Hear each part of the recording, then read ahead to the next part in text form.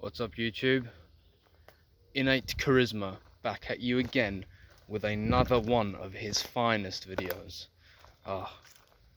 That's it, man. That's the golden standard that we're creating for these videos now. They are the finest of the finest. If you're English, you know of Tesco, and you know you can get Tesco finest goods as compared to the Tesco value goods. I think I said that right. These videos are John's finest. Hopefully they deliver. This year I had an experience of being a leader, okay? And I wanted to talk about a few things that go into being a leader, okay? The first thing is earning the respect, okay? The first thing that I always talk about when I think about leaders is how the leader doesn't force submission. Submission is a choice by the followers. This is crucial. It's crucial because a lot of people think that leaders are tyrants and that they manipulate and use aggressive techniques to get people to submit to them. That is not how a leader actually is. That is an insecure tyrant. Okay, an insecure tyrant forces submission because he is fearful of losing control in a certain situation. So he feels that it's necessary to resort to desperate measures in order to ensure loyalty or submission from the followers. Now, this technique really never has a long-term place in leadership, okay? Because all it does is it builds resentment, it builds disunity, and eventually the tyrant will be toppled. Even if he's a good tyrant, even if he's a tyrant that does what he promises, the resentment is far more important to his followers than his actual good deeds to say when it comes to fulfilling his mission. Take Saddam Hussein, for example. Saddam Hussein was an absolute tyrant, and the way he took control in Iraq was through brutal acts of tyranny, okay? But he did what he promised. He built the Iraqi economy up. The Iraqi state became the most militarily powerful state in the region, all right? The economy was fixed. Its industry was booming. But the issue was he built up so much resentment within the Iraqi population and his own fellowship, the people that supported him immediately, that his topplement was almost an inevitable thing. It was going to happen.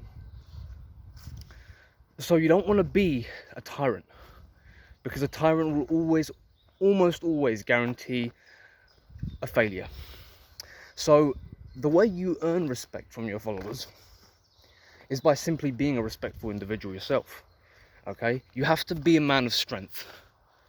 I can't really guarantee that. I can't really emphasize that enough.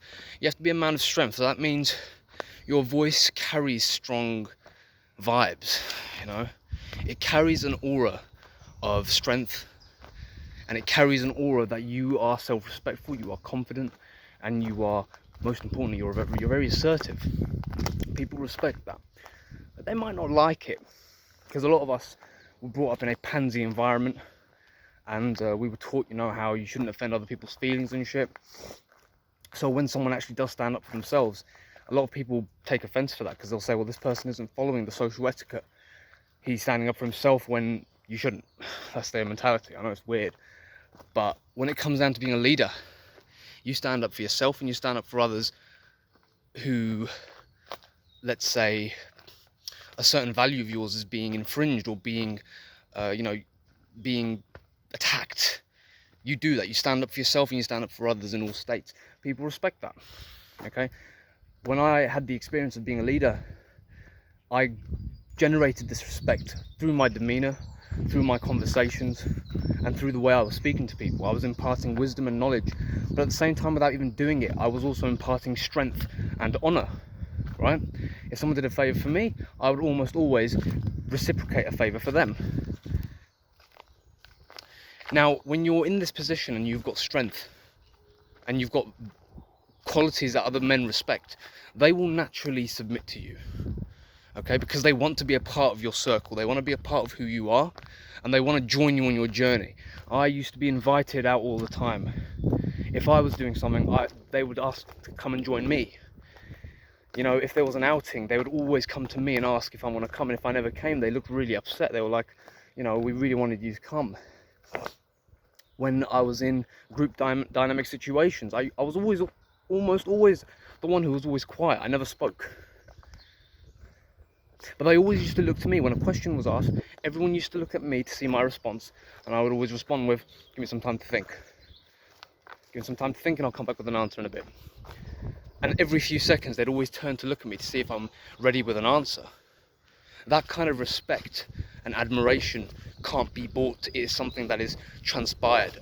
When you experience this, it's such a feeling of power. You do feel powerful because you've got this respect, this inherent respect from people that they can just feel, and if they find it very difficult, to challenge you. And if they challenge you, it's almost always going to be an intellectual challenging about ideas, and that is fine to me. But when I say personal attacks, when I think about haters and bullies, it's very difficult for them to do that because they know that they're going to break the etiquette that you've already established, which is one of respect, which is one of decency, and it's one of, if you confront me, you're gonna get a very bad reaction. Not in the sense that I'm gonna negatively shout at you, but it's not gonna turn out well for you. You're gonna lose respect, and you're gonna lose honor in the group, because other members of the group are going to see you as being bad. And that is another thing I realise. If there's a hater in the group, and let's say you are the leader, and someone challenges you, or someone tries to, you know, hate on you or something, almost always the leader doesn't even have to do anything. The leader just is completely non-reactive, looks the guy in the eye and just sort of looks on the side. His followers will deal with the threat because they respect him and they value him so much that they will defend him in his own place. He just has to stay quiet, and he just has to, you know, sort of play along because it's just funny. You know, if someone tries to hate or challenge you, it's always a joke to me, because it's like they are doing it because they feel intimidated. They're intimidated by your strength. They're intimidated by your respect that you generate from the rest of the group. They feel that they can't get it themselves. So they feel that they have to demean you in small, subtle ways to feel good about themselves. Okay, it's a personal attack, but at the end of the day, it's nothing more than projection. The leader, the archetypical king, so to speak, recognizes this because he also has that weakling character inside of him. Perhaps it's been nicely comparted away and rationalized, but it's still within him. He understands it and he recognizes it in others. So he just smiles because he understands where it's coming from. So generating respect, I've talked a bit about that, generating respect. Generating loyalty. Okay, so once you've generated respect, it's very easy for people to now envy you, like I was just saying. Okay, people are going to envy you. People are going to be intimidated by you. People are going to now start to hate on you because you have something that they don't have. You know, that's why I always say that if you start receiving hate, it means you're on the right path. Because you have things that other people don't have, and men are jealous, envious creatures, okay? It's just a fact and a part of the game. It's part of our competitive nature. Men are jealous and they're envious of what other men have, just like women are envious and jealous about what other women have, okay? So here's the thing now. If you have a hater or a bully who has taken a specific target to you, okay? Let's say you're in a leadership position, but even if you're not in a leadership position, let's say you're just in a normal position, and there's someone who shows admiration, but also shows hate at the same time, okay? You could conclude that they're a narcissist, but I'm going to stay away from the psychological mental illness today, and I'm going to just talk about what you do in that dynamic. A hater is almost always someone who admires you, but at the same time is jealous of you, okay? Because they are essentially a personal negative fan of yours, right? Because they're fixated and obsessed with you. They're obsessed with you, man. That's the thing I never realized about haters. I always thought that they would just send passing remarks because they're idiots. No. They have an obsession with you, and they research everything about you because they want to know everything about you, and they desperately want to try and feel good about themselves. Now, with these kind of people, I find that there's a very fine line between them being your enemy and them being your best ally or your loyalist ally, because these people aren't against you for some material gain. They're against you because you have qualities that they desperately want. And if these people are in your circle and they have a tendency to always attack you, I find that rather than just shutting them down with aggression and ruthlessness, which is something that I used to do in the past when someone used to challenge me in a situation, I used to have zero empathy for them, and I used to shut them down right then and there. Basically, I would reveal to them what they're doing is idiotical and stupid and non-necessary. It's unnecessary, and you're making a fool of yourself in front of everyone. I'd be the one to say that. No one else would. No one else would say that. And I was basically saying what everybody else was thinking, which is why everyone would be quiet, but they would nod in agreement. That is the hallmark of a leader, saying things that other people aren't going to say because they're fearful. A man who is brave and says things despite it being fearful is automatically seen as a leader and generates respect from everyone, because he is who they want to be. Many will admire you and support you for this. Some will hate you for it. Again, with the haters, there's only two ways you can deal with them. First way is you can try and make them an ally.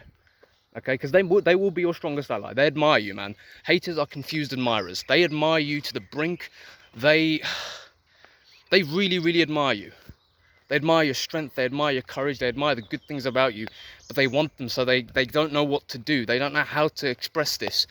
At the same time, they admire you, but at the same time, they hate it that you've got it. So with these kind of people, there's a tact. It depends on the certain situation, of course. It doesn't really go for all. But with these certain particular kind of haters, the way I find it is you have to inspire loyalty in them. And the way you do that is you get them to do things that you trust them to do, okay? Or you show them that you trust them and that they have responsibility within your circle. Because 9 times out of 10, they feel intimidated, not only because of their own problems, which have nothing to do with me, but also because they might feel that they're not being taken seriously by the leader. And they feel that their gifts and their talents should be utilized better by the leader. The leader recognizes this. I recognize this, because when someone starts hating me or starts bickering like a bitch, they've got their own personal problems, and I'm not going to take responsibility for that. But if the situation can be fixed, I will start by giving them more responsibility. If they're competent, I will give them more responsibility, and I will show them that they are capable to do what I've asked them to do. Because these people, at the end of the day, they admire you and they want to be of service in a twisted, cruel fate of irony.